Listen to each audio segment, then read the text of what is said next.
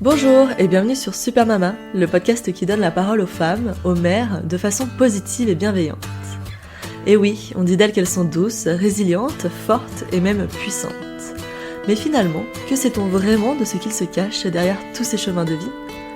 Je suis Lou, la créatrice de ce podcast, et je vous embarque chaque semaine à la découverte d'une de ces trajectoires de mère.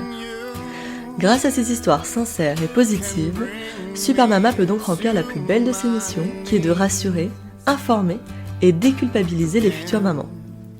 J'espère de tout cœur que ces moments de vie immortalisés vous permettront de retrouver espoir et confiance, et qu'ils vous rappelleront surtout que quoi qu'il en soit, nous sommes toutes des Super Mamas. Je vous souhaite une merveilleuse écoute.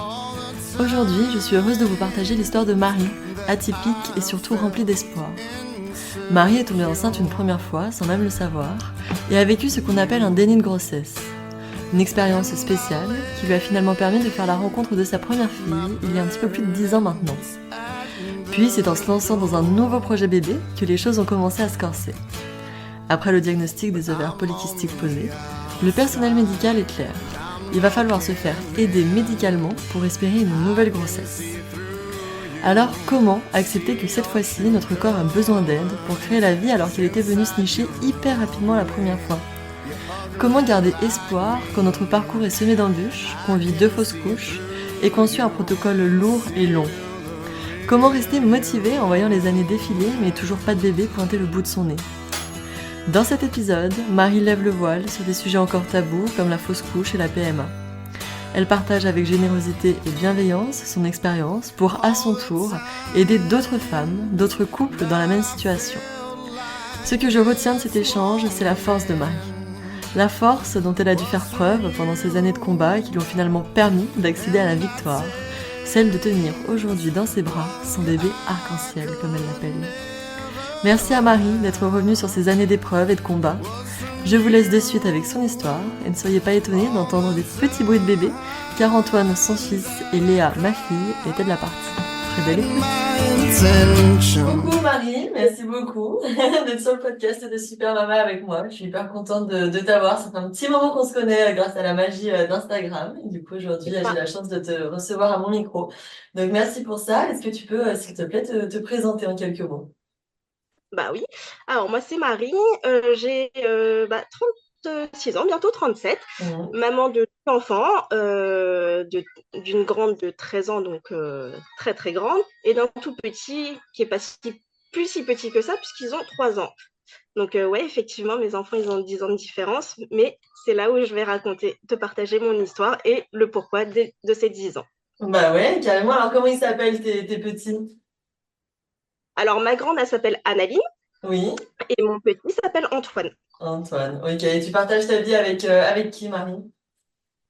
Alors, je partage ma vie avec mes enfants et mon mari qui là est au travail. Ouais, ok, ça marche. Avant de rentrer un peu dans le vif du sujet et de ton histoire, est-ce que tu peux nous raconter un petit peu dans quel cadre familial tu as grandi? Alors, j'ai grandi dans un cadre familial où papa et maman sont divorcés. Ouais.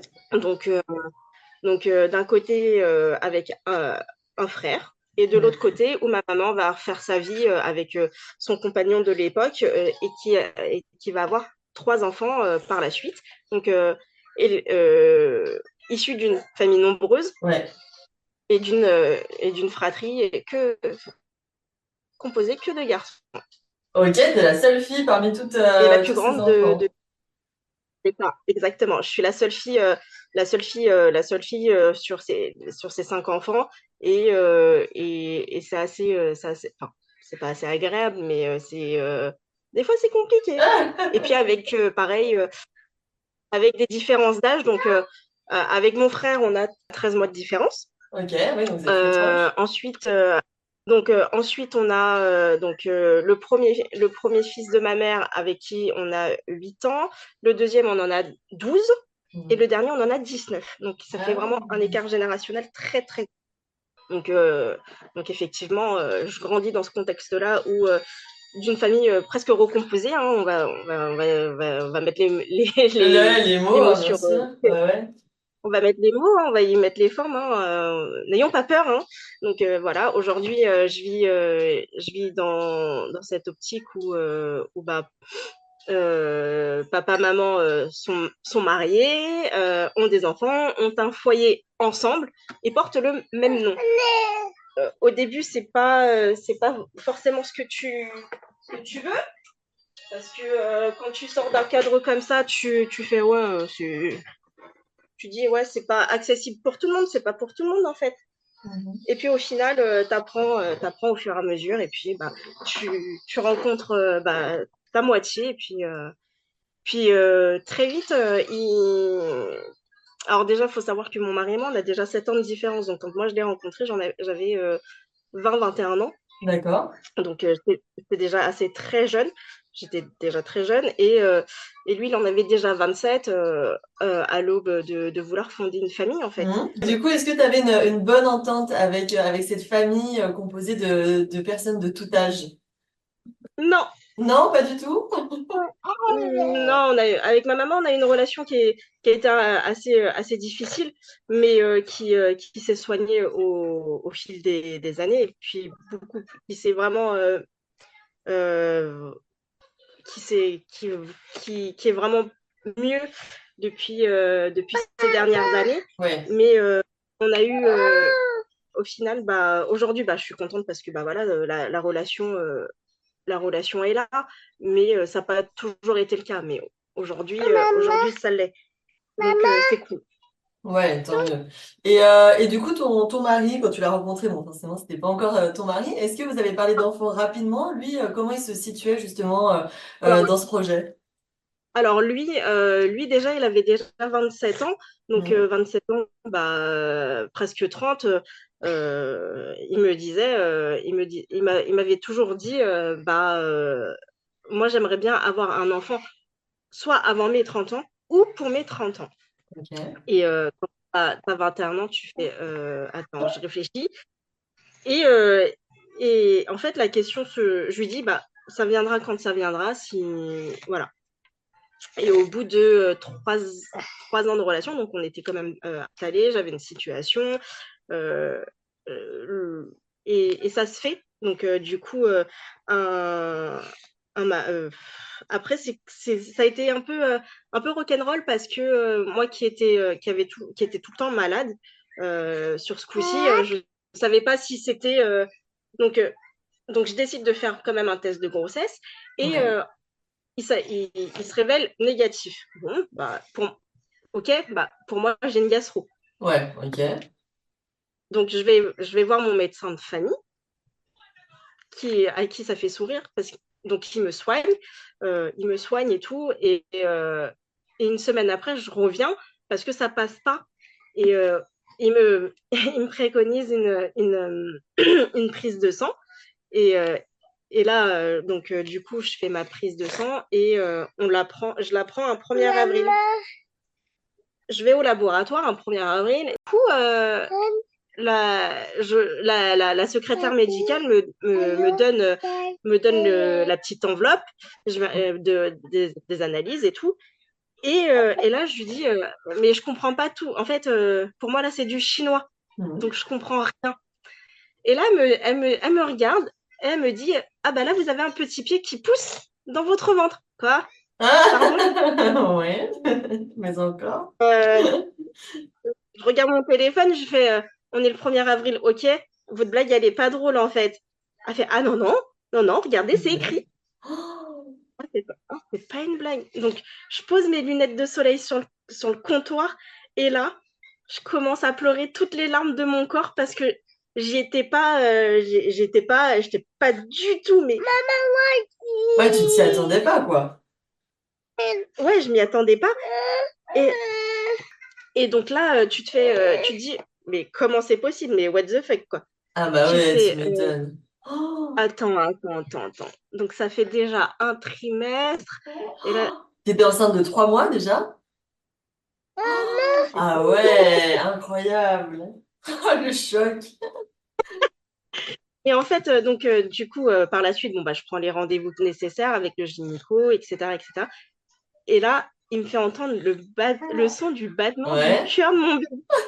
Et là, je ressors, j'étais encore plus en larmes, genre, mais attends, c'est pas possible en fait. ça Et en fait, devenait j'avais concret fait, là. non, ça devenait concret, c'est devenu concret au moment où j'ai accepté dans ma tête que j'avais un bébé dans le ventre. Donc là, Ouais, tu fais j'étais enceinte puis les mois sont passés, hein. Donc, euh, donc du coup, le jour où tu l'acceptes, ton ventre, il sort tout seul. ouais. Au bout de C'est combien de mois de psychologique. grossesse, du coup, toi, t'as eu vraiment cette acceptation qui s'est faite dans ta tête? Le jour où on m'a dit que j'attendais une petite fille, donc du coup, je devais être enceinte de 25 mois. Bien Et sûr, ouais, la deuxième écho. donc je vais me coucher, j'avais un ventre tout plein. Ouais. Je me lève le lendemain, donc suite à cette deuxième écho, je me lève le lendemain, le ventre, il était sorti et je Oh, regarde. Et c'est là que j'ai pris conscience que bah, j'allais devenir maman et que j'attendais un bébé. ouais, Et là, bien tu fais, sûr. et là, tu fais, oh là là là là, c'est quoi encore cette histoire? C'est quoi ce bazar? Le soir, tu te couches, t'as un petit ventre comme si t'avais trop mangé. Ouais, ouais. T'avais fait une grosse raclette avec les potes et Mm. tout. Le lendemain, t'as l'impression d'avoir ingurgité une pastèque entière avec la peau. Et là, tu fais, ah oui, d'accord. Mais Ouais, là, c'est ça c'est quand même devient palpable. c'est assez surprenant, hein. Franchement, c'est psychologique. Ouais. Tu dis, et c'est là où tu dis, c'est quand même fou comment la tête et le corps se, sont Sont liés liés, et bien sûr. que quand tu l'acceptes pas, et ben c'est comme si tu vivais une vie mais normale. Et Ouais, puis ouais. du jour au lendemain, t'as ton ventre qui sort comme ça et tu fais, ah ouais, c'est pas. Et là, tu fais, bon, ok. Et J'ai dû, enfin, t'étais comment? T'étais contente? T'étais anxieuse? Quels étaient les sentiments qui t'animaient à ce moment-là? alors, quand tu fais un déni de grossesse déjà de un trimestre, tu fais, mais what the fuck, comment je vais Mm. faire? Alors, Mm. il faut savoir que quand je suis tombée enceinte, j'avais 23 ans. Donc, 23 ans, pour beaucoup, c'est un âge où t'es encore assez enfant. Ouais, Enfin, t'es grand, t'es t'es jeune? adolescent. Ouais, ouais. J'aime bien ce mot. T'es Ouais. adolescent. Et oui, ah ouais. Et tu te dis, attends, c'est un enfant qui va avoir un enfant. Ouais, c'est le sentiment que t'as eu. Et ce sentiment-là, tu fais, comment c'est possible en fait? Un enfant qui va avoir un enfant, euh, what the fuck? Comment tu fais? Et puis, en fait, je l'ai vécu au feeling. Franchement, je l'ai vécu au feeling. C'était une grossesse, bon bah voilà, c'était une grossesse surprise. Je savais qu'à un moment donné ou un autre, j'allais tomber enceinte, mais d'avoir une surprise comme ça, tu fais ah ouais, non, Tu t'y c'est attendais pas, quoi. voilà. Et puis au final, bah, je l'ai quand même bien vécu. Sur toute la fin de grossesse, puisque mon mari il m'avait bien accompagnée et tout, on était quand même très contents. Ouais. Enfin voilà. Et par contre, là où je l'ai moins bien vécu, c'est le côté, bah, on ne dit pas de la maternité, de la grossesse, bah, que tu peux être malade tout le temps, Ouais. que après, je pétais la forme, hein. Juste j'avais ces petits désagréments des crampes, j'étais malade, Ouais, t'avais on quoi, des pouvait. vomissements, des choses comme ça pendant toute ta Ouais, grossesse? Ah ouais, ouais. ouais. Du jour zéro au jour jusqu'à Jusqu'à celui d'accouchement. l'accouchement.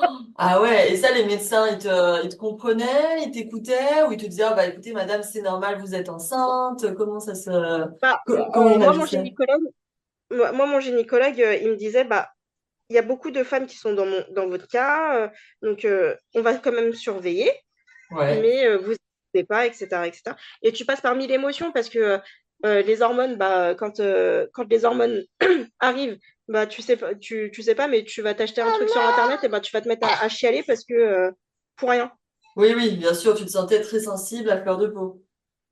Ouais, c'est ça. Et puis après, bah, au final, quand c'est là, et puis voilà. Ouais, bah ouais. Et Mais comment tu t'es préparée à l'accouchement, du coup? Est-ce que t'avais suivi des choses en particulier ou t'allais plutôt au feeling? j'y suis allée, mais au feeling, hein, C'est j'y suis vrai? allée au tardant. Ah ouais, ouais, ouais. Tu J'y te suis prenais allée pas au la tardant. tête? Ah Ouais. non, non, non. Moi, je suis quelqu'un qui me prend absolument pas la tête. On me disait, non, mais c'est bien, les cours d'accouchement, faut peut-être le faire et tout, blablabla. Hein, quoi? Des cours de quoi? Non, non, Ouais, non, ça te non. parlait pas, quoi. Je viens déjà d'apprendre que Oui. j'étais enceinte il y a plus longtemps que ça, donc vas-y, les cours d'accouchement, on verra ça plus tard, hein. Et au final, on m'avait conseillé aussi de jouer avec une bougie, donc j'ai posé une bougie sur mon ventre pour travailler la respiration. Le Ah but ouais. du jeu étant de ne pas l'éteindre, donc avoir une respiration régulière et plutôt pas faible, mais Ouais, bien contrôlé, posée, quoi. contrôlée pour que ça soit, ça, so- ça- que la, la bougie ne s'éteigne jamais. Bon, bah, j'ai joué à ça. Ouais. J'ai joué à ça et puis bah, c'était cool. Et puis et bah, le jour J, en fait, ça s'est pas passé Comme prévu. comme, comme prévu parce que Comme souvent. déjà, j'avais un bassin tout petit, donc il savait pas si le bébé allait passer. Donc, il a fallu prendre un rendez-vous pour une césarienne, avec le chir et tout. Tu fais, ouais, ok. Ah, parce que oui, ton bassin n'était pas assez large, selon eux, pour que t'accouches par voie basse. C'est ça. Ok. Pour par voie basse, je pouvais pas. Enfin, eux, ils estimaient que de mon petit 34 de l'époque, c'était compliqué. Ouais. Et du coup, ouais, non, tu fais bon, ok. Donc, toi, tu prends rendez-vous avec un anesthésiste et tout. Tu fais quand même le nécessaire. Et puis, en fait, le jour J, il faut savoir oui, faut savoir que pendant moi, toute ma grossesse, enfin, toute la seconde partie de ma grossesse, j'avais des contractions nerveuses. Donc, Ah, du coup, ok. j'avais des contractions qui me faisaient déjà mal.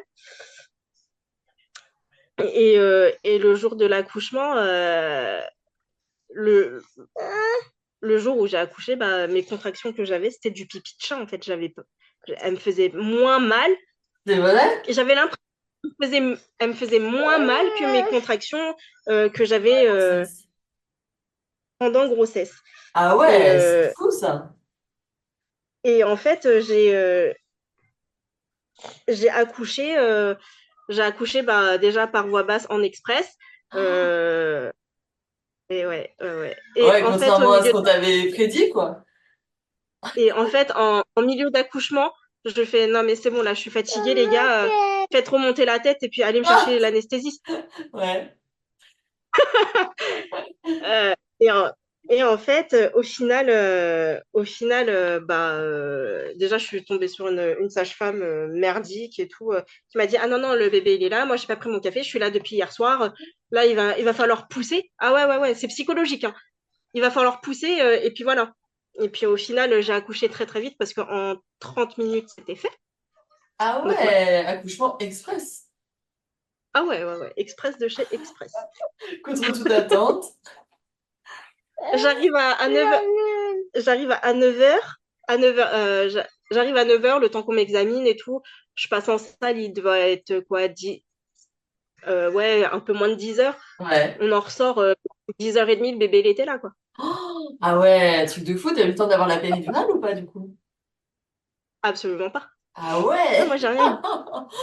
J'ai rien eu, ça. Ah, Ah bah mais dis donc.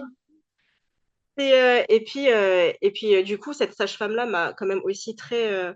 C'est traumatisant, hein, mais Bien sûr. ça, tu le vis.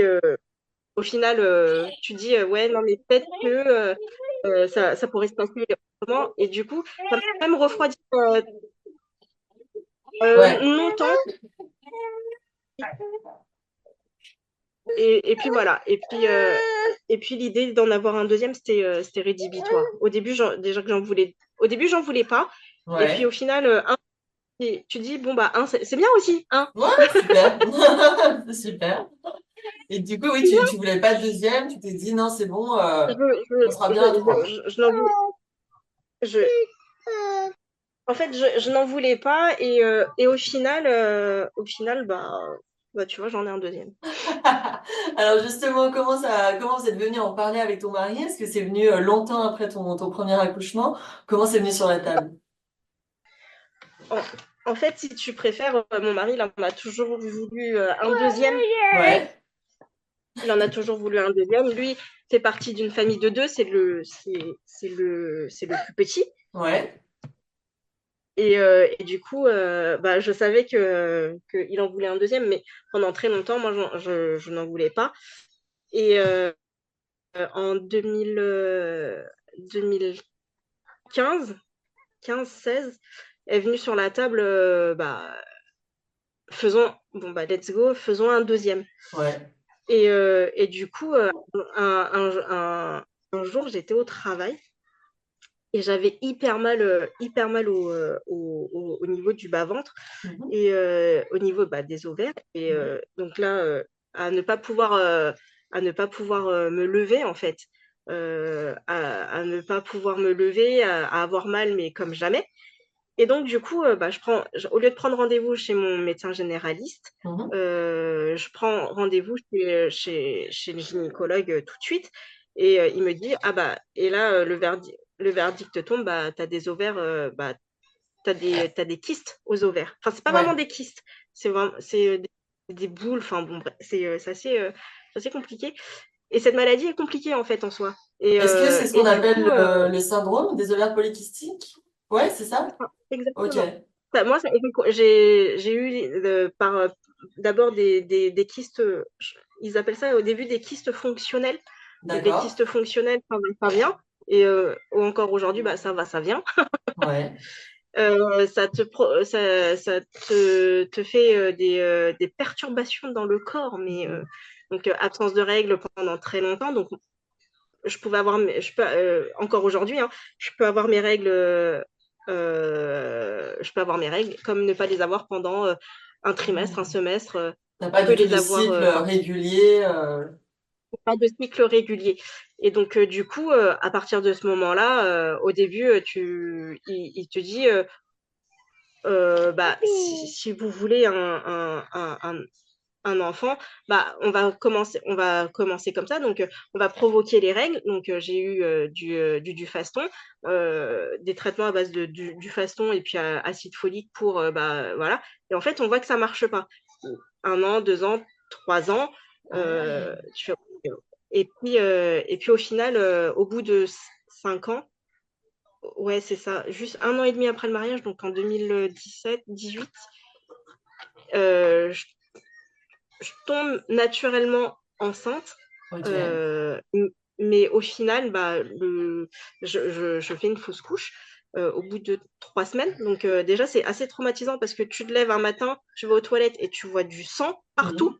Bien Euh, sûr. et toi, tu dis, et là, tu appelles le gynécologue tout de suite et lui, il te dit ce qu'il y a à faire. Et, euh, et donc voilà. Et puis, euh, et puis après, tu dis, bon, bah voilà, tu laisses passer quand même un certain temps, bah, tu reprendras plus tard. Mhm. Et là, le gynécologue te dit, bah, en fait, il va falloir vous faire aider médicalement parlant. Donc, au bout de combien Hop. d'années d'essai, on te dit justement que maintenant il va falloir. Ok. Après, moi, je suis têtue hein, parce que je voulais pas. Je pense il me l'avait fait comprendre en Mhm. sous-entendu, en off, mais que j'étais pas. En fait, quand t'es pas prête, bah, tu veux pas l'entendre. Bien sûr, C'est je quelque chose comprends. que tu ne veux pas entendre parce que tu te dis, bah, si elle, la dame d'à côté, bah, elle peut faire un bébé naturellement et que déjà, tu as déjà fait une grossesse naturelle, et Mhm. ben, ton deuxième, et ben, tu peux l'avoir comme ça et coûte que coûte. Ouais, donc Et en fait, t'étais dans ton ah, truc, tu disais que toi ça allait moi, je marcher, suis et puis butée comme, oui, ça avait déjà moi, je suis marché butée en comme, plus. Ouais, bah, moi, je suis butée hein, comme fille. Hein, normal. et puis au final, ça se passe 5 ans entre le diagnostic et l'acceptation. Et, Mhm. euh, et là, bon, en 2018, après la fausse couche, là, tu acceptes un peu plus parce que tu dis, bon, bah voilà, tu fais une fausse couche, une première fausse couche. Bon, j'ai mis quand même 1 mois à m'en remettre. Hein. Je comprends. C'est compliqué hein, de se dire, ouais. ok, on va le faire, mais c'est compliqué. Mm. Donc, du coup, au moment où tu acceptes, tu fais OK, bon, bah voilà. Et là, on te dit, là, le gynécologue, il te dit, bon, là, on va faire une cure, on va provoquer les règles. Donc, Ouais. euh, Rebelote. on va vous provoquer les règles. Donc, c'est encore, hop, aller rebelote des médicaments. Donc, tu ne peux pas jouer. Et, euh, et, du coup, euh, et du coup, tu fais, bon, OK. Donc, c'est traitement à base de Dufaston, le temps que les règles viennent, elles peuvent venir entre 7 à 10 jours. Mhm. Donc, une fois que les règles sont là, il te dit, bah, là, il y a ça, il y a d'autres médicaments qui vont vous attendre. Quoi? Ah ouais. Ah, d'accord. Mm. Donc, du coup, bah, l'Ovitrel, les piqûres. Moi, donc, le tout premier, c'était l'Ovitrel. Donc, c'était des piqûres. J'avais des piqûres, mais je ne sais plus comment s'appelle le produit. Il y avait de l'Ovitrel et du Gonal. Ah oui, voilà, les piqûres de Gonal plus l'Ovitrel. Donc, l'Ovitrel, c'est la grosse piqûre qui fait que bah, si la follicule et tout est bon, bah, hop, tac, tu l'injectes et puis après, tu as 3 jours pour concevoir. Il y en a D'accord, mais alors, ça, c'est des injections trois que tu jours. faisais toi-même chez toi ou t'allais en cabinet? Comment ça se Non, passait? non, non, non. J'ai une copine qui est préparatrice En en pharmacie? pharma, Ouais. qui travaille à l'hôpital et qui m'a appris à faire les piqûres. Ok, donc tu pouvais le faire chez toi. Je peux le faire chez toi, ouais. Je le faisais chez moi. Donc, c'est comme la pilule, hein, c'est à heure fixe, heure Ok. régulière. Oh, C'est beaucoup de suivi. Donc, tout le temps où tu as ce traitement-là, tu as un suivi à quasi toutes les semaines, voire tous les 15 jours pour voir si les follicules sont assez matures pour d'accord. pouvoir être fécondables. Donc, une fois que. Donc, du coup, si le follicule il grandit pas correctement ou s'il est trop gros, eh ben, Mhm. tu peux rien faire. Tu D'accord, il peux faut absolument trouver le bon juste milieu, on va dire, pour pouvoir exactement. espérer que C'est pour ça. ça donne une grossesse, quoi. Ça- ouais, voilà. Et c'est pour ça aussi que tu as beaucoup de rendez-vous de suivi. Alors, moi, j'ai eu beaucoup de rendez-vous de suivi, hein, jusqu'à pendant très longtemps, hein. Donc, on fait un premier protocole donc avec le Gonal et l'Ovitrel. D'accord. Euh, et du coup, là, euh, tu es contente parce que ça a marché. Tu fais la première fois, ça a marché. Du Et puis, premier coup. du premier coup. Et en fait, je me suis réjouie trop vite. Et à une semaine de mon anniversaire, donc j'avais, j'étais un peu malade, j'avais un peu mal. Donc du coup, comme c'est une grossesse un peu entre guillemets pas à risque, mais qui Oui, est bien touchy quand même, surveillé. Ouais, ouais, bien sûr. à bien surveiller. La semaine d'avant, t'entends que tu vois il y a tout et tout fonctionne bien et tout. Et la semaine d'après, eh ben, il n'y a plus rien. Oh. Ça, tu le découvres grâce à une échographie ou des pertes de sang? Boule de sang. D'accord. Pareil, perte de sang. Et tu vois, aux premières, c'est pas comme la première fausse couche où j'avais une mare de sang, hein. Là, c'était vraiment là, je commence à avoir deux, trois pointes rouges. Et là, j'appelle le gynécologue tout de suite. Et là, il me fait passer une écho. Bah, il me fait, bah, il n'y a plus rien. Ouais, donc deuxième Tu coup de comprends massue. que deuxième coup de massue. Et là, tu te poses la question. Donc, je me dis bon bah voilà on est à une semaine de mon anniversaire et tout, déjà j'étais pas bien, donc derrière tu passes un anniversaire quand même un peu bizarre parce que Ouais. tu dis ah bah ouais ok bah il y avait un cœur et puis là il y a plus rien, ok. Donc déjà je mets donc je dis à mon mari bon bah là on va faire une pause parce que c'est plus possible. Et puis ce qu'il faut savoir aussi sur ces traitements-là, c'est des traitements qui sont assez lourds, Ouais. qui ont des effets indésirables que tu ne veux pas. Donc t'as des maux de tête, enfin t'as des nausées, après le corps chacun a ses Mhm. propres Oui, à oui, ses propres ressenti, symptômes, bien sûr. au traitement. Donc du coup, moi, je me suis sentie très fatiguée. J'ai eu des migraines, mais par la suite, horribles. J'en ai même j'ai même passé un scanner pour savoir si tout allait bien, parce que Ah ouais. ouais, ouais, j'avais tellement mal à la tête que ça m'était jamais arrivé. J'avais des migraines, je pouvais pas. Au début, je pensais à des migraines optiques, et en fait, non. En fait, bah, c'était lié, tout était lié, en fait. Donc du coup, j'ai laissé reposer mon corps, on part en vacances, enfin voilà. Et et je et en revenant de vacances, donc je reprends rendez-vous chez le gynécologue, et je dis à mon mari: «Voilà, ce 2e protocole, ce sera le dernier. Il marche, OK, tant mieux. Il marche pas, on s'arrête là». Ouais, c'est ce que j'allais te poser comme question justement. Est-ce qu'il a été question à un moment donné de se dire on arrête au vu de Ouais, la lourdeur et de la lenteur, on va dire, du du projet, truc, ouais, quoi. C'est vrai que c'est ouais, ouais, psychologiquement, ouais, ouais. j'imagine, physiquement évidemment, mais psychologiquement, ça doit être très très dur. Bah, psychologiquement, quand tu as entendu le cœur de ton bébé Mm. battre, et la semaine d'après, plus rien, Ouais, tu te poses des questions. Tu ouais, te dis, ouais. et puis là, il y a 1000 questions qui te viennent, il y a 1000, tu passes par 1000 émotions. T'as Franchement, tu ressenti, passes. ouais, de la culpabilité? J'ai ressenti de la culpabilité parce que bah, tu sais pas d'où ça vient. Tu dis, bon, bah voilà, toi, tu as des ovaires qui sont malades, Mhm. et tu te dis, c'est quand même, c'est de ta faute. Enfin, même si tu n'as rien demandé. Mais en fait, tu culpabilises. Et puis là, tu fais, OK, mais c'est pas possible, en fait. Ouais. Donc, on Pendant toute rentre de cette vacances. période, t'as trouvé des personnes ressources qui t'ont aidé, d'autres mamans qui ont vécu la même chose pour t'épauler, Non, ou t'étais non, plutôt parce que seule? je suis restée seule. Pourquoi? Parce que déjà, c'est quelque chose dont j'arrivais pas à parler. J'arrivais pas à parler, et c'est quand même un sujet qui est quand même tabou et délicat.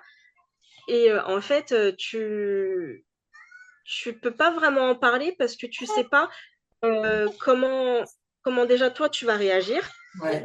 comment. Et pourtant, aujourd'hui, le conseil que je donnerais à toutes ces mamans-là qui font des pertes de bébés, qui deviennent mamans, enfin voilà, des mamans sans vraiment l'être tout de suite, Ouais. c'est d'en parler. C'est hyper important d'en parler. Pourquoi? Parce que on peut trouver une solution, on peut t'apporter beaucoup de solutions, beaucoup d'aide, Oui. euh, surtout d'être entouré. On parle jamais aussi de ce sujet en couple. Donc, Oui. tu sais, il faut aussi savoir que bah, le papa, bon, ça n'a pas été le cas pour mon mari, mais il y a certains papas qui le vivent, futurs papas, qui le vivent quand même assez mal. Donc, Oui, il bien faut sûr. être. C'est une épreuve qui t'apprend aussi beaucoup sur ton couple, donc Ah bah oui, j'imagine. qui t'apprend aussi à être solidaire, soudé, et quoi qu'il arrive, quoi qu'il en coûte, bah, il faut être là l'un pour l'autre. Ouais, ouais, ça c'est hyper important, c'est crucial même. Je pense que c'est des étapes de la vie, bah, qui font que tu peux savoir, tu peux aussi fonder un couple, hein, sur Bien sa, sûr. sur sa, sur sa force. Bah Je oui, crois que c'est c'est un très bon test. bah, c'est le plus beau. Je pense que c'est l'un Ah. des tests les plus. Je dis pas le plus beau, mais c'est quand même assez compliqué, hein. Après, moi, mon mari m'a beaucoup aidé, hein.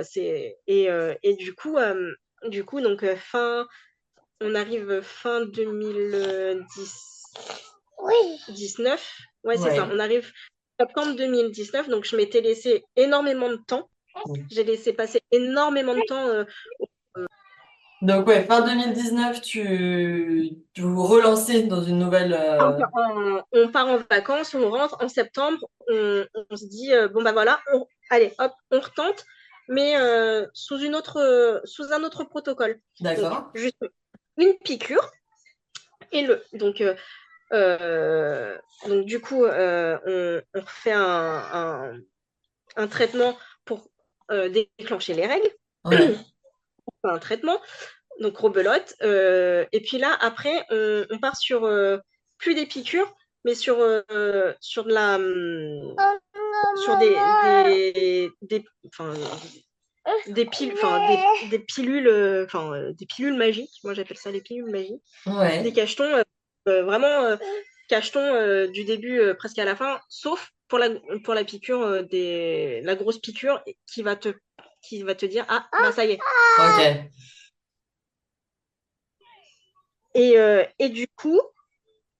Et du coup, on arrive, donc là, on est en septembre. Septembre.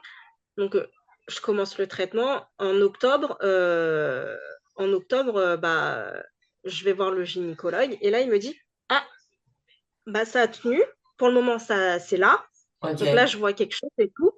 Et du coup, ok. Donc, c'est encore un peu, c'est encore fouillé hein, dans ma tête parce que c'est le genre de truc où on dit, bah, tu loupes le coche, bah, c'est rebelote.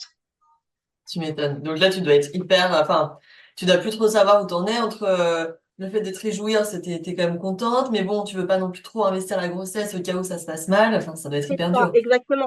Tu passes par 1000 émotions dans ta tête, en Ouais. fait. En gros, Ouais. c'est les montagnes russes. Tu vis 1000 émotions Ouais. Je dans veux ta bien te vie. croire. Et bah, je fais le choix de ne rien dire. Mm. Je fais ce choix-là de ne rien dire, donc juste à mon mari. Ouais. Et je fais ce choix-là de ne rien dire jusqu'à très très tard. Jusqu'à combien de mois, tu te rappelles? Bah, jusqu'à ce que ça se voit. Ouais. Ou là, tu pouvais plus le cacher. Bah, la chance que j'ai eue, c'est que donc moi j'apprends que je suis enceinte fin 2019, Ouais. début 2020, et ben arrive le Covid. Le Donc confinement. Antoine est un bébé Covid. En fait, on l'avait dit, mais que à nos Mm. proches et famille, mais vraiment en cercle restreint, vraiment. Ouais. Et puis, bah, à un moment donné, euh, et puis même, enfin, c'est des choses que tu vois, même de dos, tu te dis pas que je suis enceinte en fait. D'accord. Il y avait juste à ce que je me tourne et là, tu vois l'espèce de ballon qui me sert Bah de oui, ventre. le gros ventre. Et en fait, j'ai eu de la chance parce que sur cette grossesse-là, bah, déjà, j'avais quitté mon boulot. Euh, je suis restée à la maison. Mm. Donc, j'ai eu une grossesse vraiment extrêmement calme. Ouais. Donc, je courais pas partout. J'avais moins de stress, mais le stress qui était là, c'était de savoir si, voilà, tu sais que dans ta tête, en fait, tu n'arrives pas à faire la part des choses ou de se dire, voilà, je porte la vie, Mm. mais à tout moment, cette Mm. vie-là, elle peut s'éteindre. Bien Et sûr. là, tu fais, ouais, ok, tu, tu réalises pas, en fait. Et du coup, j'ai pris cette décision-là de ne rien dire Mm. euh, pour moi. Ouais, ouais, bien sûr, Pour pour moi. te protéger et garder un peu ce secret comme ça pour vous, quoi. Voilà, exactement. C'est ça. Et même de face, on voyait pas, on voyait que j'avais un petit ventre, mais on voyait pas Ouais. que c'est, tu pouvais penser que j'avais trop mangé, tu vois. Bien sûr, ouais. Ou- Et est-ce que mais cette angoisse, elle a commencé un peu à disparaître au fur et à mesure des semaines qui passaient ou tu l'as quand même gardée un grand moment non, pendant ta non, grossesse? non. C'est une angoisse qui est là du début à la fin. Ah ouais. C'est c'est un stress. T'essayes de faire descendre ce stress. T'essayes de quand même, enfin, tu dis, bon, bah voilà, t'es quand même à la maison, il n'y a pas de stress généré autour de toi. Euh, Nous, on a vécu, nous, le confinement, on l'a super bien vécu, hein. Mm. Franchement, on était dans notre bulle, on vivait tous les trois. Enfin, voilà, on était vraiment très, très bien. Et du coup, même si, même si le contexte fait que bah, t'as pas de ça ne génère pas de stress, toi, tu as quand même une angoisse permanente. Donc, il faut Oui. savoir que en ayant fait 2 fausses couches, derrière, sur toute ma grossesse, j'avais des médicaments à prendre, donc des médicaments bateaux, hein, le magnésium, le Mhm. fer. Et le gynécologue, dès le départ jusqu'à la fin, te prescrit de l'aspégique de nourrisson. Toi, D'accord. tu sais pas à quoi ça sert de base. Donc Mhm. un jour, je lui dis, franchement, le petit sachet, là, la poudre, l'aspégique là, du nourrisson, ça commence à. Moi, il me connaît, moi, je suis pas très médicament et j'aime pas ça. Et du coup, je lui fais, non, mais là, moi, ça me gave l'aspégique du nourrisson. Et là, il t'explique que, si, en fait, l'aspégique de nourrisson permet de fluidifier le sang, Ok. permet de te fluidifier le sang, et te dit, mais à vos risques et périls, si vous l'arrêtez, vous avez un caillot de sang qui se forme, Ouais. et ben il n'y a plus de bébé. Ah, d'accord. Ouais, donc assez Bah, culpabilisant. Enfin, pas que il te fait comprendre ça avec ses mots. Après, après ce gynécologue-là, je le connais parce que voilà, je sais comment il est. Il est un peu dur, Mhm. mais Il est il franco, quoi. Il te est, dit les choses clairement et c'est à toi de voir voilà. après, en Il conscience, te fait ce que pas, tu veux faire. voilà, il te fait prendre conscience Hmm. pour- c'est assez de but en blanc, mais il te fait comprendre que, ouais, non, c'est quelque chose que si t'arrêtes, c'est à tes risques et périls. Ouais, bien sûr. Ouais, et donc toi, t'as pris quoi comme décision? Moi, t'es discipliné, hein, moi, je Ouais. continue, hein. Ouais, t'écoutes ce qu'on te dit, quoi, en bon élève. Ah, moi, pour ça, tu me dis, il faut faire ça, je fais Tu ça. appliques. Faut faire ça comme ça, je te l'applique, mais comme une bonne élève à l'école, hein. Ouais, Et, d'accord. du coup, la grossesse suit son cours, etc., etc. T'avais des Euh, vomissements ou comme pour la première ou pas? ah oui, j'ai été malade du Oui, début. d'accord. Moi, super. Mais avec d'autres contraintes. Donc au bout de 3-4 mois de grossesse, là, vient se pointer le syndrome de la côme. Tu fais, mais c'est quoi ça encore? Ouais, alors qu'est-ce que c'est? J'en ai jamais entendu parler. Alors, c'est un syndrome qui vient vraiment en fin de grossesse, quand ça tire sur tes ligaments. Ok, d'accord. Donc, ça tire, en fait, tu peux le faire, mais sans le savoir en fin de grossesse. Donc, tu sais, quand tu arrives à un point où tu vas marcher, être dans une voiture, Ça devient ça tire compliqué. sur les ligaments, que ça te fait mal, mais Hmm. c'est pas grand-chose. Donc, du coup, moi, je l'ai eu en début de grossesse. Donc, là, on te dit, je fais une demi-heure de voiture, c'était le max que je puisse faire. Donc, faire Ah une ouais, demi-heure de voiture. ok. Non. Et quand on en faisait un peu plus, je serrais les dents Ouais, parce que t'avais ça vraiment me faisait mal. très mal. D'accord. Euh, me, de la position assise dans la voiture à, à dehors, à me lever, bah ouais, c'est compliqué et ça fait mal parce que ça tire. D'accord, Je ah pouvais ouais. pas, je pouvais marcher, mais je pouvais pas marcher Ouais, très très autant, longtemps. Hmm. autant que je le faisais. Et du coup, ce syndrome-là, quand tu fais des petites recherches avec le gynécologue, qui te fait, ah bah voilà, c'est ça, Hmm. et qui te dit, c'est des trucs qui arrivent en fin de grossesse d'habitude. Ah ouais, ok. Ouais, ouais, tu découvrais ce nouveau truc, quoi. Découvrez, découvrez d'autres joies. Donc, Hmm. entre les vomissements, entre les nausées, les vomissements, plus ça, ouais, tu fais, wow, je sais pas si je vais la garder, cette grossesse. Ouais, ça commençait à faire pas mal, quoi. Tu fais, bon, tu as déjà un paquet de médocs. En fait, Hmm. ton corps, ta grossesse, c'est un laboratoire, en fait. C'est un Ouais, laboratoire de chimie. Ah ouais, c'est pas possible. Donc, ouais, ok. Et puis, finalement, hein, ça s'est on suit la passé. grossesse. Donc, Ouais. ça s'est passé. Mais alors, pareil, sur celle-ci, et plus que les deux autres où j'ai fait mes 2 fausses couches, Ouais. j'ai été suivie toutes les semaines. Donc, Ah toutes les ouais. semaines, j'avais un rendez-vous pour voir si tout allait bien. Au moindre bobo, au moindre mal, euh, il me prenait en urgence. Il avait pas forcément, même s'il n'avait pas forcément de place, il Il me te prenait en prend. urgence. Il me prenait quand même. Il me disait, avec un battement de 24 heures ou un battement en fin de soirée, etc., etc. Donc, c'est vrai que c'est quelque chose que on te dit pas forcément, mais ça demande un énorme suivi Mm. par rapport à tout ça.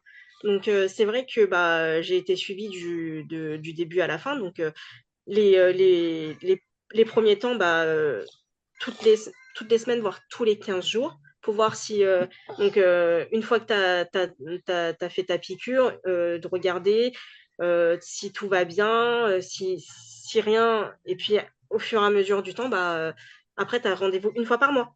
D'accord, ça s'espace Sur un petit sur mes peu. deux, voilà, sur mes deux grossesses, j'ai eu rendez-vous tous les mois chez le gynécologue. Donc, Ok. pour des contrôles de suivi Ouais, sur ouais. les deux grossesses. Plus sur celle-ci. Donc, du coup, sur celle-ci, tous les mois. Donc, on regardait vraiment. C'était pas des rendez-vous où il me prenait en 5 minutes parce que voilà, il y avait rien. Mm. Quand il y a rien à dire, il y a rien à dire. Et Ouais, quand il y a des c'est vrai. choses à dire, il me les dit. Mm. Donc, du coup, j'avais des rendez-vous qui duraient 5 minutes comme une demi-heure. D'accord. Et, et au final, jusqu'à ce que je sois rattachée à un gynécologue de l'hôpital. Mhm. Donc, à mon 7e ou 8e mois, j'étais en cabinet de ville. Donc, Ok. ensuite, tu as un autre suivi. Comme il ne travaillait pas avec l'hôpital, tu as un Ouais. autre t'es suivi avec un autre gynécologue. Et puis, là, tu fais, ouais, bon, bah, ok, bon, le bébé, il va bien, il grandit bien.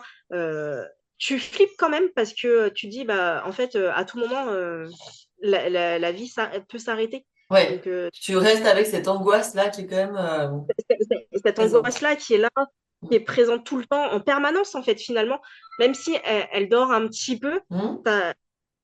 tu t'as toujours cette boule de stress qui te dit, ouais, non, ça peut s'arrêter à tout moment. Donc, vas-y, mollo quand même. Ouais, ouais. Tu et puis bah voilà, on arrive très très vite en juin. Ça devait être un bébé de juillet, mais il est arrivé Un peu en mi-juin, avance. Ouais. 3 semaines d'avance. Et du coup,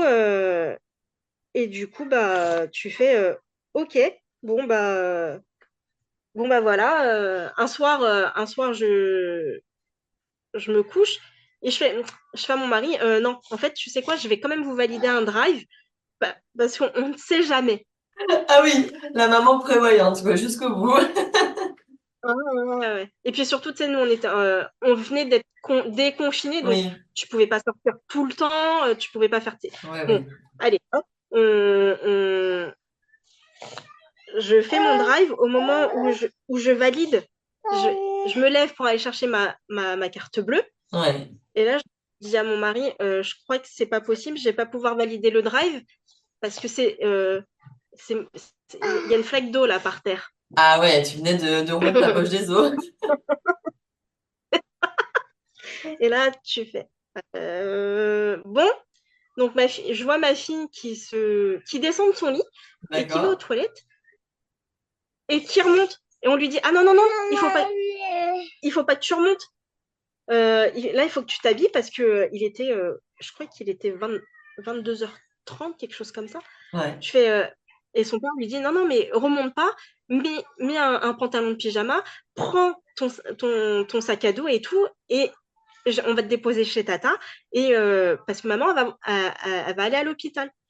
Et là, tu passes par mille émotions parce que moi, c'était la première fois que ça m'arrivait. Et du coup, on a fait garder la petite. On arrive à l'hôpital 23 heures. Et Ouais. puis, je suis tombée sur une sage-femme, mais vraiment top. Elle avait déjà 30 ans de métier. Tu, tu fais, OK, ça peut que bien se passer. Oui, tu te sentais en confiance avec cette dame. Bah, au début, je savais pas qui c'était. Bien sûr, ouais, Dans ouais.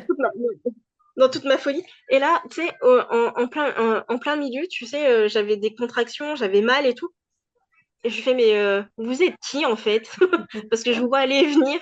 Vous êtes qui? Ah bah c'est moi qui vais vous accoucher. Enchantée.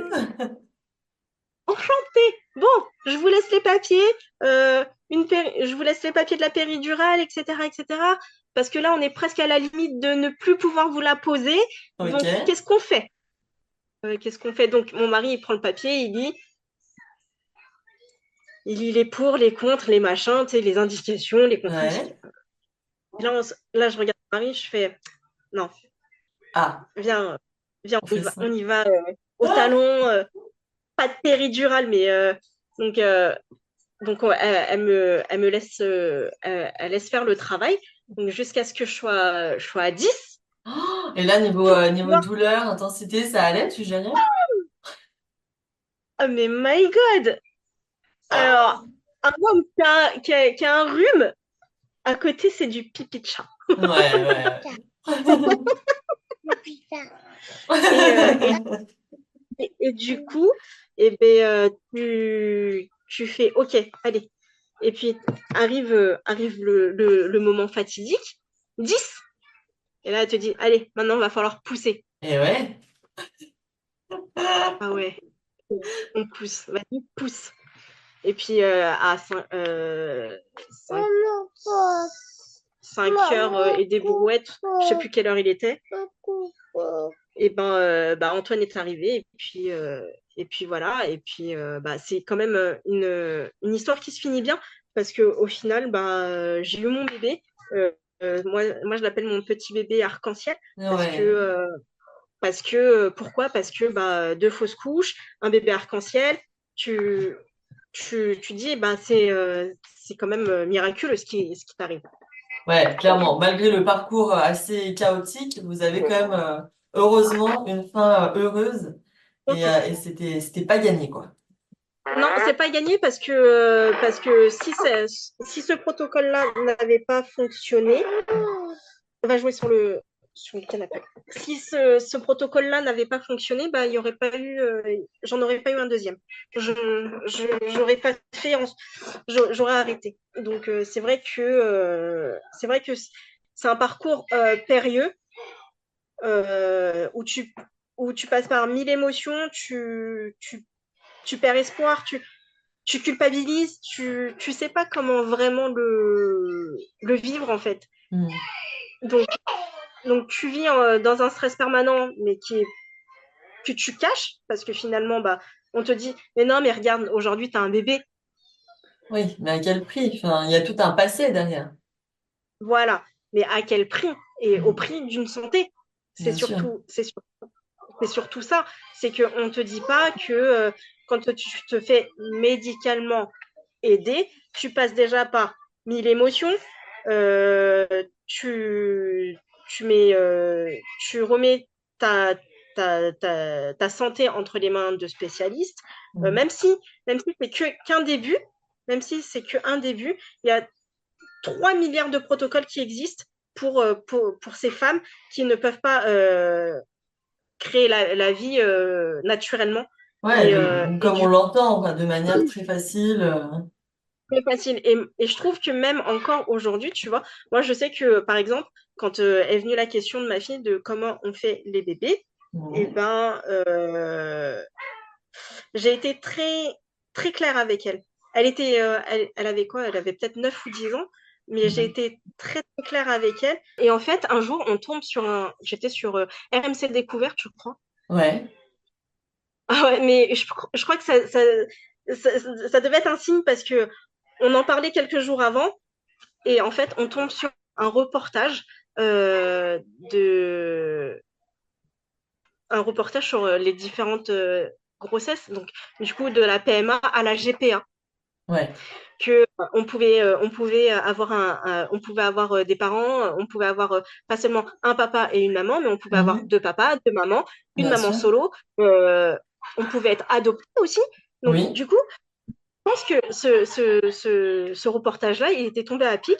Et moi, j'expliquais à ma fille que il y a des que qu'il y a des mamans qui ne peuvent pas naturellement concevoir parce qu'elles sont malades, etc., etc. Et que ou qu'il y a des couples qui ne peuvent pas quand on a deux papas, on ne peut pas forcément avoir un bébé et Mhm. que on passe par la GPA. Et en fait, c'est là où je me suis rendu compte que on, on dit pas assez les choses aux enfants parce que, tu vois, on parle pas assez de PMA, on parle pas assez de FIV. On, on t'apprend, on t'apprend, on t'apprend quand même ce qu'est une FIV, mais on te dit pas, on te dit pas la vérité sur les vraies choses. On met pas les mots sur les vraies choses en fait. Donc Ouais, bien c'est vrai sûr. que aujourd'hui, moi je sais que je, j'ai choqué beaucoup de mes copines hein, en disant, en apprenant à ma fille que bah, on peut pas avoir un bébé tout le temps naturellement. On peut avoir aussi recours à la médecine. Mm. Et beaucoup de mamans, beaucoup de femmes, en fait, au final, s'en remettent à ça parce que aujourd'hui, euh, avec tout ce qu'il y a dans bah, tout ce qu'on mange, Mm. il y Oui, tous a les tous les produits perturbateurs. toxiques, Mm.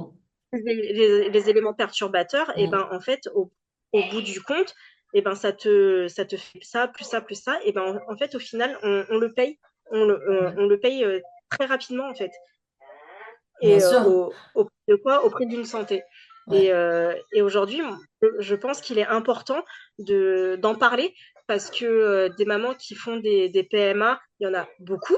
Mm. Au final, moi, j'en ai rencontré, après grossesse, j'en ai rencontré beaucoup, bah, surtout dans mes copines. Ah Et, ouais. euh, et en fait, en fait, t'es pas toute seule.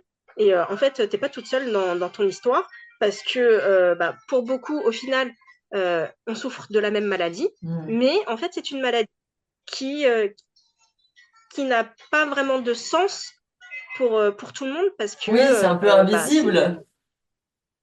c'est une maladie invisible, exactement. Tu peux souffrir d'ovaires polykystiques, plus d'endométriose. Mm.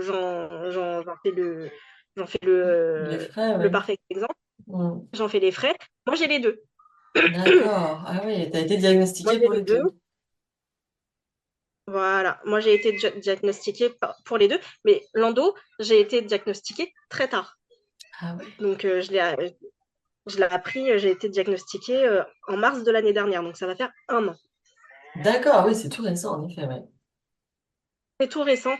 Et, euh, et là, je me dis, bah, je regarde mon fils et Mm. je vois le combat que j'ai parcouru parce que moi, j'appelle ça un combat. Hein. Franchement, un combat pour devenir un combat tout simplement.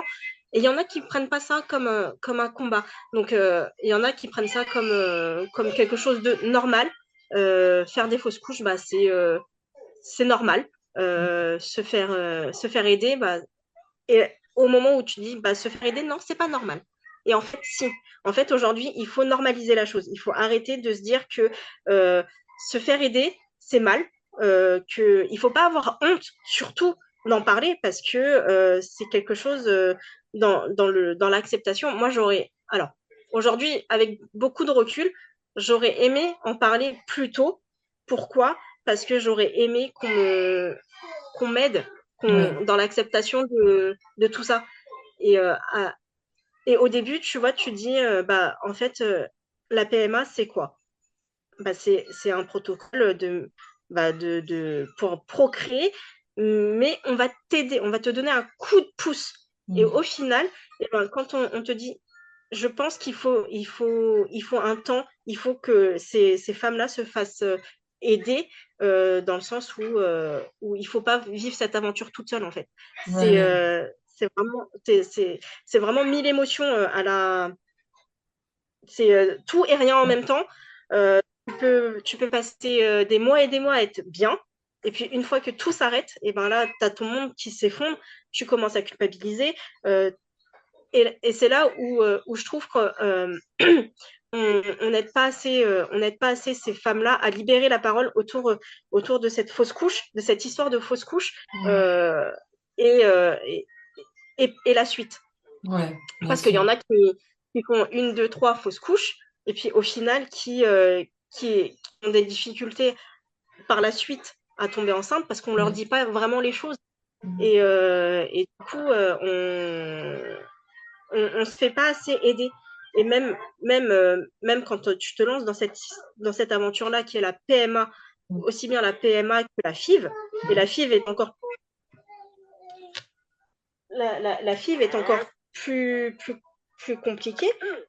Moi, je connais des mamans qui sont passées par la FIV, qui ont mis 10 ans avant d'avoir un bébé et qui en fait sont passées par là parce qu'elles ont plus d'utérus, par exemple. Ouais, c'est des cas qui arrivent. Ouais.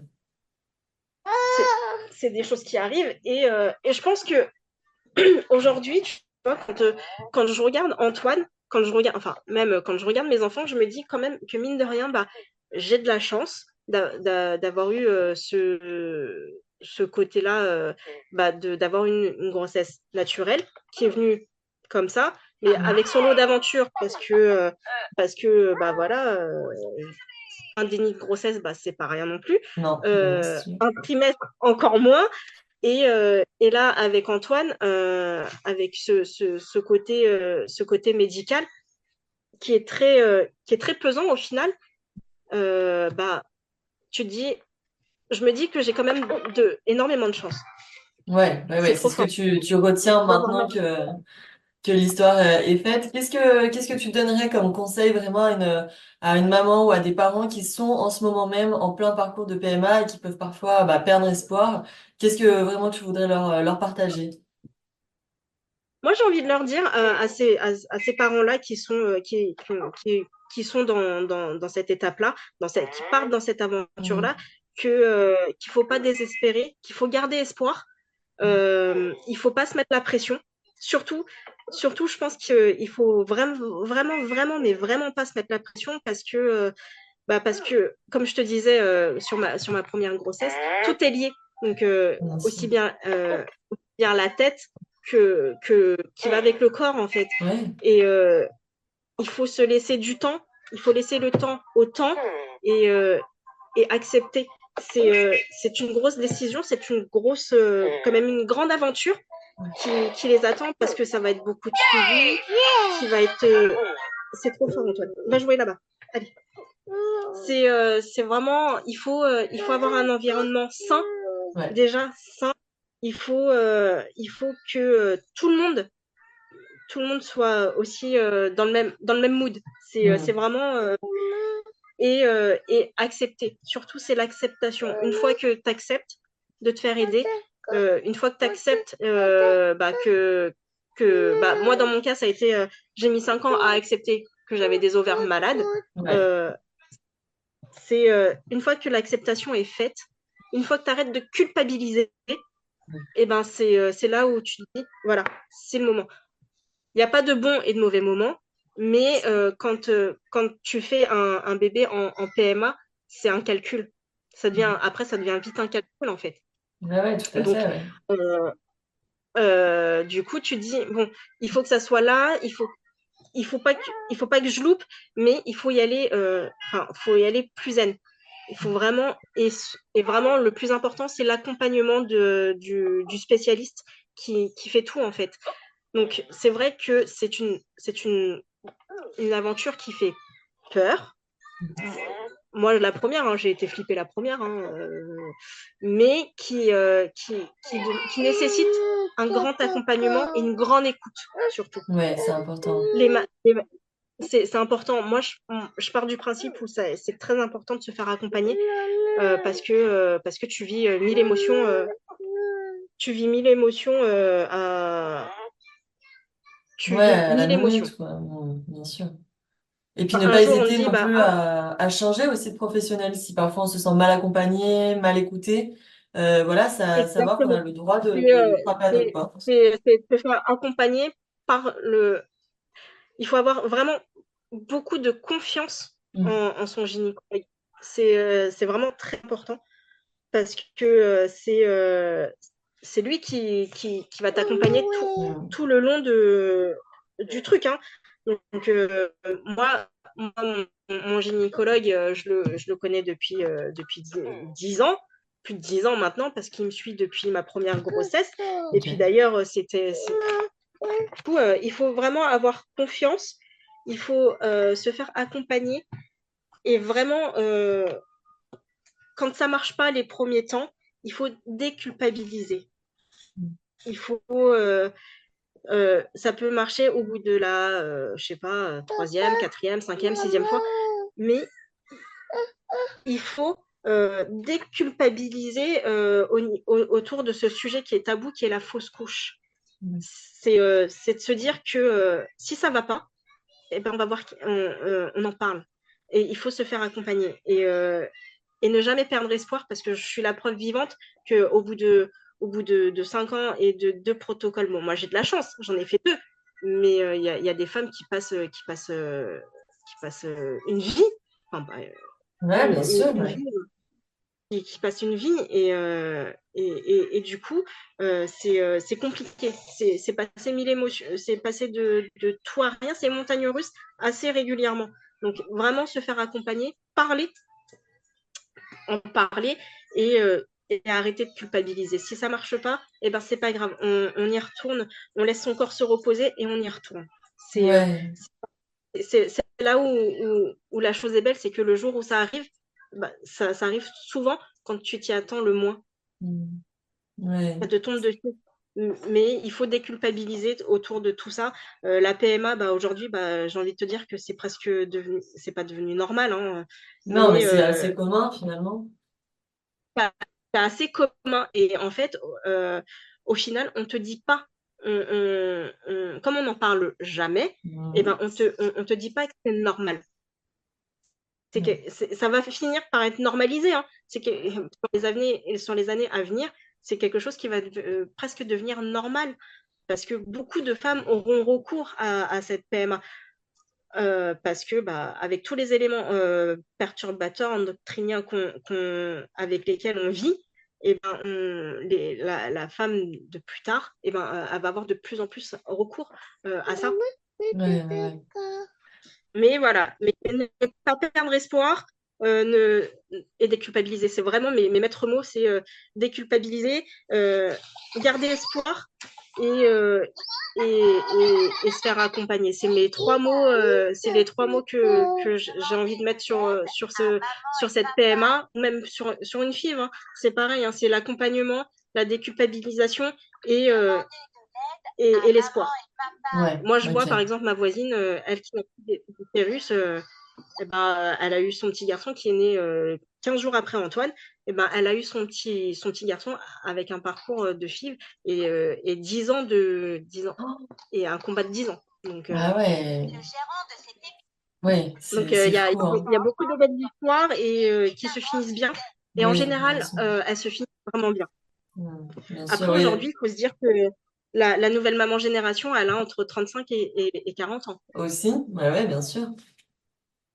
Moi, je vois beaucoup de mamans, quand Analine est rentrée à l'école, par exemple, je voyais beaucoup de mamans qui avaient déjà 30 ans passés. Ouais, bien sûr, les femmes ont des enfants de plus en plus tard. C'est ça. C'est avoir des enfants de plus en plus tard, mais voilà, elles aussi, bah, elles prennent des risques. Et puis, bah, même si la grossesse est à risque, c'est un risque enfin, pas au prix d'une santé, mais c'est une aventure à faire. Ouais, C'est une aventure qu'il faut vivre. Je pense que je pense vraiment, vraiment, vraiment que si on n'en parle pas, eh ben, rien ne peut bouger. Rien ne ouais, peut bouger, et les parents qui sont dans ce cas-là, eh ben, ils se font pas accompagner, et ils ont peur. Ils ont peur parce qu'on les accompagne pas, vraiment. ouais, d'accord. Et de se dire que si c'est pour finir comme moi, où moi j'ai mis 5 ans à me faire aider, eh ben ouais, non, c'est pas la peine. En fait, j'aurais dû me faire aider et accepter que déjà j'étais malade, que c'est une maladie invisible, hein, mais qui fait quand même très très mal. Et, Ouais, euh, et, et ça fait aussi mal que bah, c'est pas soignable. Tu dis, bah, le seul pansement que tu as, bah, c'est la pilule, et puis bah, voilà. Mais voilà, il faut se faire aider, accompagner et garder espoir. Parce que bon. tout. Bah écoute, merci beaucoup pour ces belles paroles. Merci justement aussi de lever le voile sur ces sujets qui sont trop peu abordés. Et puis bah bravo aussi hein, pour ce parcours, pour ta ténacité à toi et à ton mari. Et comme quoi ça peut très bien se finir si aujourd'hui tu as ton petit Antoine sur les genoux et ça vaut tout l'or du Bah, monde. ça a pas de prix. Ouais, ça a pas de prix et Hmm. surtout derrière, bah, moi, j'ai pris 3 ans pour voir mon fils grandir et c'est quelque chose que je ne regrette pas. Au final, bah, Hmm. quand on s'est connus, il y a 3 ans maintenant, Ouais. euh, euh, bah, Antoine, c'était un bébé et j'ai pris ces 3 ans-là pour voir mon fils grandir et ça vaut tout l'or du monde. Et finalement, tu vois, bah, je suis bien contente de l'avoir fait et Bah oui, c'est sans regret. d'être arrivée. C'est sans regret d'être arrivée au bout de cette aventure. J'ai eu des bobos, j'ai eu plein de trucs. Je suis passée par 1000 émotions, mais quand je regarde mon fils aujourd'hui, bah, je me dis, voilà, c'est fait. Le passé, bah voilà, ce qui s'est passé est passé. Mais ça reste quand même, ça te hante encore un petit. Moi, je sais que ça me hante encore un petit peu, tu vois, de me dire, ouais, non, j'ai fait aussi des fautes avant d'en arriver là, psychologiquement. Et en fait, c'est finalement quand t'en parles, c'est libérateur déjà de un. C'est une histoire que je raconte pas forcément tout le temps parce que pourquoi? Parce que de peur de me faire juger. Parce que, Ah oui. bah, ouais. Donc, toi, toi, tu te dis, bon, bah voilà, toi, t'es passé par une PMA. Euh, L'autre maman, elle a eu son bébé naturellement et puis elle t'en a fait 4 d'affilée. Mhm. Et puis, j'ai eu peur du regard des autres, surtout. Parce que bah, déjà, mes enfants, ils ont déjà 10 ans de différence. Et puis, tu sais, en France, on te met dans des cases. Donc, Bien il faut sûr, très être vite, papa, oui. maman. Il faut que les enfants, ils aient pas plus de 4 ans de différence, parce que sinon, c'est trop. Enfin, Bien sûr. voilà. Ouais. Entre 2 et 4 ans, mes enfants, quand on me regarde, ah bah, tes enfants, ils ont 10 ans de différence, bah, c'est pas trop Mhm. dur et tout. Et en fait, c'est à cause de ce genre de jugement-là que tu peux pas forcément raconter ton histoire parce que pour toi, ils comprendraient pas le fait que tu puisses être malade parce que ces maladies-là sont des maladies invisibles. Euh, on peut pas comprendre ton parcours Mhm. et en fait, bah, au final, bah, tu te sens jugé en permanence. Moi, je me sens jugée en permanence à chaque fois que je dis que mes enfants. Mais bah, j'ai déjà une grande fille de 13 ans. Ah bon? Ouais. Ah ouais, Et tu bah, ressens quand même ouais. Et ben en ce fait, truc-là. je me sens jugée en permanence et du coup, bah, j'évite de raconter ce qui a été mon histoire, ce qui a été ce parcours-là, ce qui a été c'est pas un enfer, hein, mais cette aventure-là qui te fait vivre 1000 émotions. Et au final, bah, moi, je me sens tellement jugée que j'ai encore du mal à en parler. Mais aujourd'hui, tu vois, je le fais en toute confiance et en toute bienveillance parce que je sais que bah, derrière, il n'y a pas de jugement. Il n'y a pas de jugement parce que je me sens en confiance. Donc, c'est Ouais. vrai que aujourd'hui, j'en parle, mais j'ai mis très très longtemps à en parler. J'ai mis, je crois que j'ai dû mettre ouais, 2 ans, bien 2 ans Ouais. avant d'en parler. J'ai mis, avant de dire que j'avais des maladies invisibles, bah, j'ai mis aussi du temps. Et Mhm. puis, je pense que ouais, on n'accompagne pas assez ces personnes-là qui sont atteintes de maladies invisibles et où on te dit, mais non, mais c'est un mal de ventre, prends un spasson, prends un Doliprane et puis tu verras, ça ira. Ça, c'est le grand problème. C'est ce qu'on dit souvent à toutes ces femmes. Mais c'est normal. Tu as mal pendant tes règles, alors que non, ce n'est pas normal. Ah, exactement. Tu as Ouais. mal pendant tes règles, c'est normal. Tu as mal au ventre, bah, c'est normal. Mhm. Euh, non, c'est pas normal. Non, on n'écoute Non, pas c'est assez pas les normal, femmes, c'est sûr. c'est sûr. Et c'est pareil pour tout ce qui est fausse couche, PMA et FIV. Ça, Mhm. c'est des Ouais, parcours oui. où on t'aide pas assez. Et encore, je trouve qu'ils ont fait quand même une belle avancée parce que maintenant, de ce que j'ai compris, les femmes subissant des fausses couches Mhm. auraient le droit à des congés Oui, spéciaux pour s'en c'est remettre. nouveau, en Déjà, effet, ouais.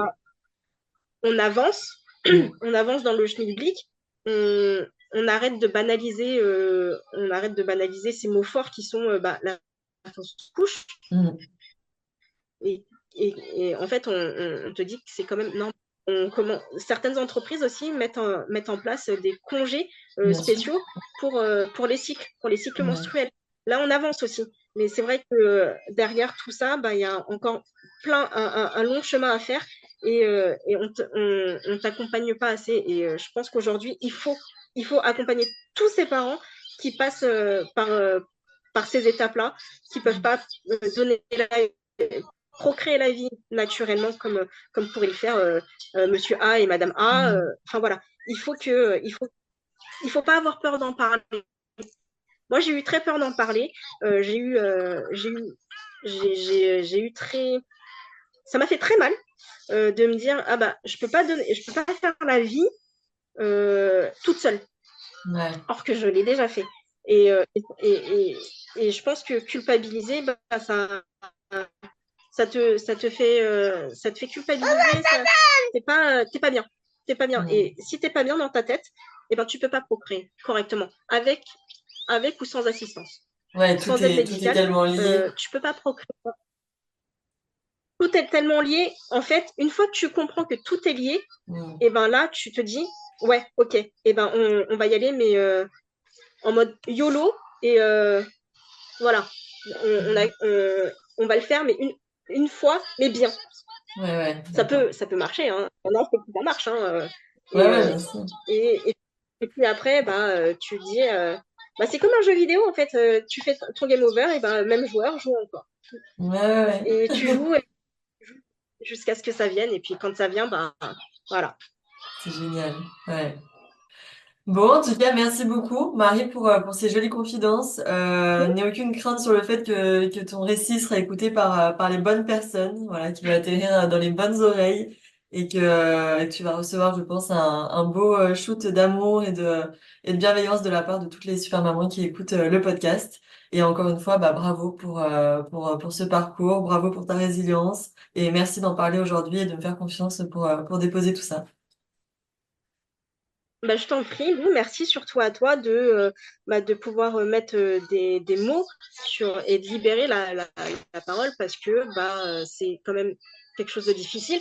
Et sur tous les épisodes qu'il y a sur Super Mama, et toutes les mamans peuvent s'y retrouver et derrière, elles peuvent se sentir moins seuls dans leur parcours, aventure, que ce soit cancer du sein, quand on a eu ces épisodes autour de Ouais. l'octobre rose, euh, aussi bien après derrière, enfin beaucoup d'épisodes comme ça où la maman se retrouve moins seule. Même si je suis maman de 2 enfants, moi j'adore écouter ces épisodes-là parce que ça te met déjà du baume au cœur. Tu te sens moins seule, tu te sens moins seule et surtout, ça libère la parole. Et je pense que toutes ces mamans se sentent aujourd'hui apaisées d'avoir raconté leurs histoires, d'avoir partagé et de recevoir autant d'amour.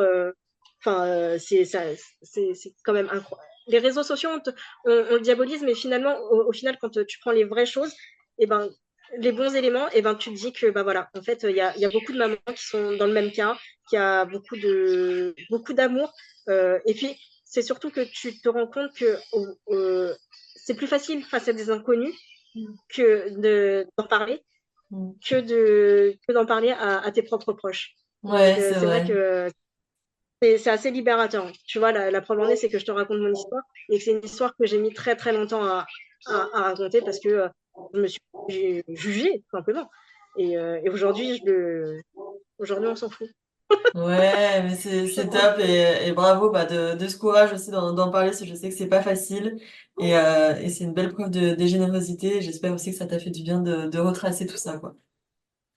Ouais, ça m'a fait du bien avec un peu un peu d'émotion, hein, parce que c'est quand même Oui, c'est sûr. toujours l'ascenseur émotionnel. Tu dis que un jour tu as la vie, un jour tu l'as plus, et puis tu recommences. Et puis ça Mm. recommence. Et puis tu recommences. Donc c'est un éternel recommencement. Mais une fois que c'est là, et ben c'est là. Mm. Il faut pas perdre espoir. Et comme une maman me le disait, je lui avais, qu'est-ce qu'elle m'avait dit? Elle m'a dit que je lui avais donné beaucoup d'espoir dans son parcours parce que elle aussi était passée par là Mm. et que finalement, en voyant mon fils, en voyant tout ça, et ben elle m'a dit, bah, t'es la preuve vivante que tout peut arriver. Mm. Donc Ouais. aujourd'hui, il faut vraiment, vraiment, vraiment garder espoir. Et l'espoir, c'est ce qui fait que ta vie prend sens, en fait, finalement. Mm. C'est un Je moteur. vis, je vis dans le monde des bisounours, hein, mais c'est vrai que je préfère voir le soleil se lever Bah oui. et de me dire que voilà, tu peux vivre comme ça. Et je vis dans un monde où le monde va pas mal, en fait. Le monde va bien. Ouais, Alors que non, t'es mais pleine d'espoir et comme de positivité, c'est top. voilà. Je pense qu'une fois que tu te lances dans des aventures comme ça, PMA, FIV et tout, Mm. je pense que tu ne retiens que le positif et Bah plus le ouais. négatif. Bon, je ne peux pas encore juger, hein, parce que, bah voilà, vous avez encore. Non, je me Ouais. sens encore jugée parce que mes enfants, ils ont tel âge et tel âge, mais je me sens énormément jugée et c'est ça qui fait que on devrait avancer parce que, bah voilà, Ouais, on a on bon n'élève pas espoir des enfants. que ça change et que ça évolue, que les mentalités Voilà, évoluent et c'est c'est ça. pour ça qu'on travaille tous Exactement. les jours, justement. C'est ça, exactement. Mhm. Bon, bah merci beaucoup, Marie, en tout cas pour ton récit. Plein de belles choses à ta jolie famille, à ta grande fille, à ton petit garçon, à ton mari également. Et merci Et encore bah, grandement beaucoup. pour ton récit. Merci. À À plus bientôt. tard. Ciao. Merci encore à Marie de m'avoir fait confiance pour déposer son récit ici, au micro de Super Mama.